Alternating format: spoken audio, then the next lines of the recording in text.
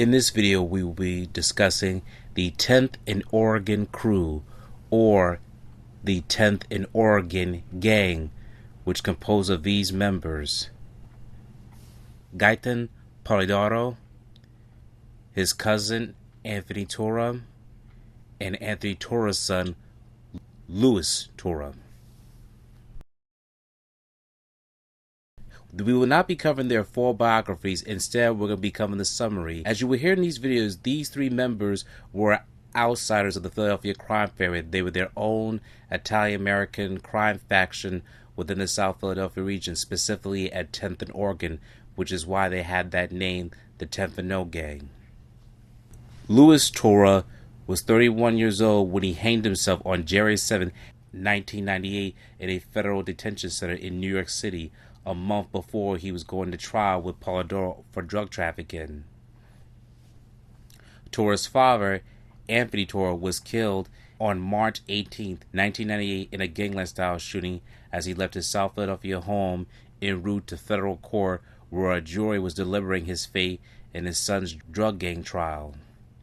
When the elder Turra was murdered, Polidoro suggested that the U.S. District Judge J. Curtis Joyner tell the jury Turra passed instead of died, in an attempt to soften in order to attempt to soften the news during deliberation. Gaeten Polidoro died on June 22, 1999 over a drug overdose in a federal prison in Lewisburg, Pennsylvania, where he was serving 2 life terms. So as you can see, this became the demise of the 10th and O Gang during the attempts in the late 90s after getting to a friction with Joey Merlino's crew. Joey Merlino, as you see here, will deny that he had any involvement with any of their tragedies, and also about the allegation brought against him, and he said that he was acquitted of it. The reason why Joey Merlino has been tied to these friction is because, according to Louis Turra, had to pay the street tax, and he did not pay the street tax. The allegations were that Merlino's crew members had assaulted him in a bar or a club, and therefore he wanted to retaliate, and that's when all his family members decided to create a plot to kill Skinny Joey Merlino.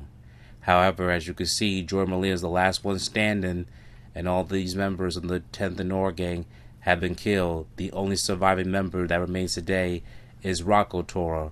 Rocco Turra today is in his 80s, alive and well, but he became an informant many years ago, and is living his life as an elderly man, living still in the South Philadelphia region. 25-year-old Gaeten Polidoro was in court today. He is facing a misdemeanor weapons violations charge. What makes him noteworthy is that when he was arrested, police claimed he was trying to hunt down reputed mobster Joey Merlino. When he was arrested June 9th, police say Polidoro had a .45 caliber semi-automatic along with an oversized clip in his possession.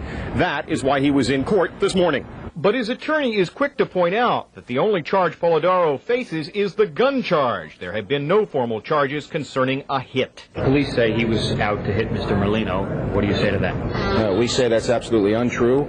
The police stopped a van that they alleged he was a passenger in, opened up a duffel bag that was someone else's van, and found a gun which was concealed inside of a duffel bag inside of a van that was not his. That's the extent of this case. Joey Merlino is reputedly the leader of a dissident faction of the Philadelphia mob. In August of '93, Merlino survived while an associate was killed in a South Philadelphia ambush. Police maintain the FBI tip that led to Polidoro's arrest indicated he was allegedly out to hit Merlino last month. Would that mean Polidoro is now a marked man? Should he fear for his life? Well, I'm not going to come out and say that he is a target or what, but he knows in his mind what the circumstances were, and if the circumstances were as we believe it, then he should be concerned. That's the bottom line. Polidoro will face the gun charge in September. Today, he had nothing to say about Joey Merlino. Polidoro was in a big hurry to get out of City Hall. As soon as he saw daylight today, he took off running. Just what or who he might be running from is anybody's guess. John Rollins, Channel 6, Action News. During the trial, prosecutors argued that Anthony Turra and his son Louis plotted to kill mob underboss Joey Merlino. They played a secret FBI tape with Anthony Turra allegedly talking about ways to do the job. After they leave home, knock on the door, tell them you're the salesman. That's all. You got a new salesman there. Remember me?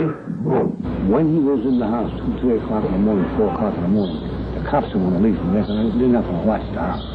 They're going to leave. That's when you just dump them grenades right in there with a couple of explosives and blow that. You can't hear the thing come. Jake Griffin was Anthony Turra's attorney. Oh, I would imagine you could glean from the testimony in this case that vengeance, I would imagine, could be a motive, but I have no idea. The remaining defense attorneys involved say they're completely baffled by all of this. The poor man was suffering almost terminally from some sort of illness. He looked like death walking.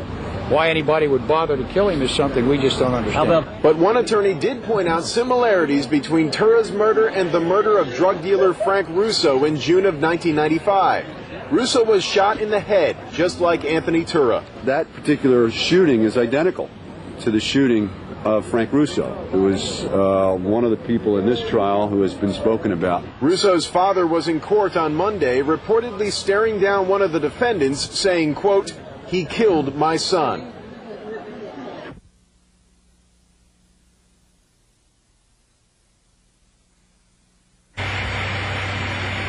What's on the ground?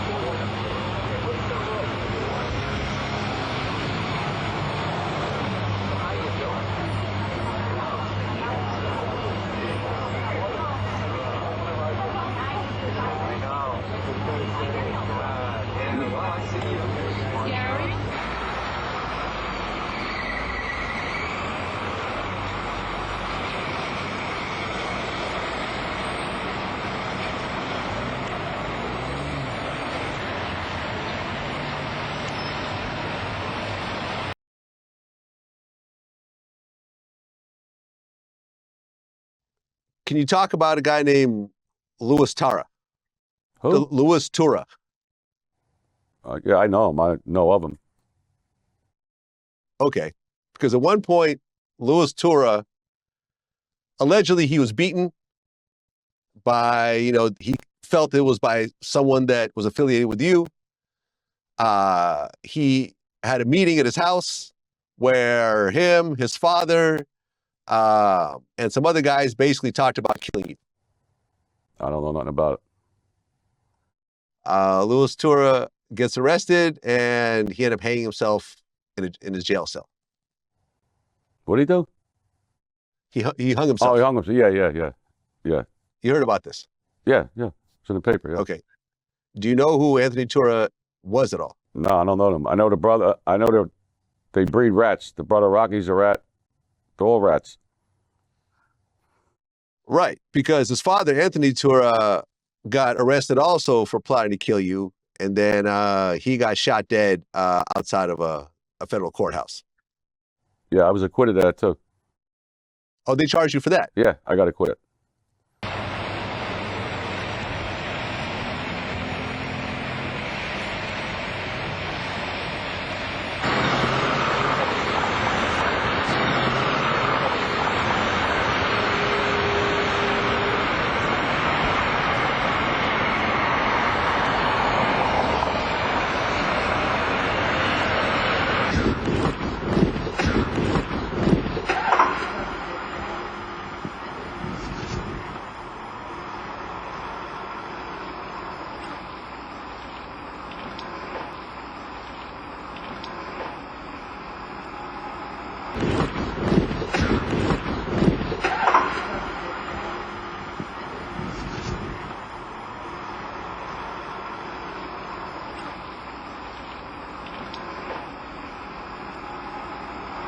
Are you guys going in and try to talk to Merlino?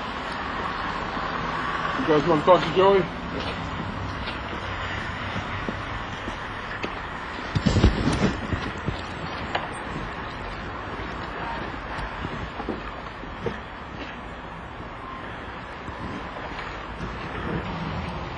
Burning order. How's it going today? Oh, very good. How you doing? Pretty good. What's going on? Nothing much.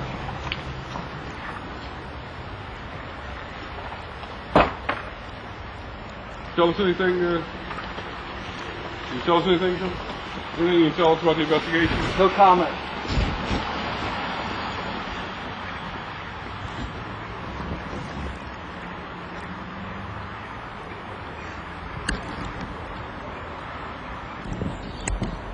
Morning.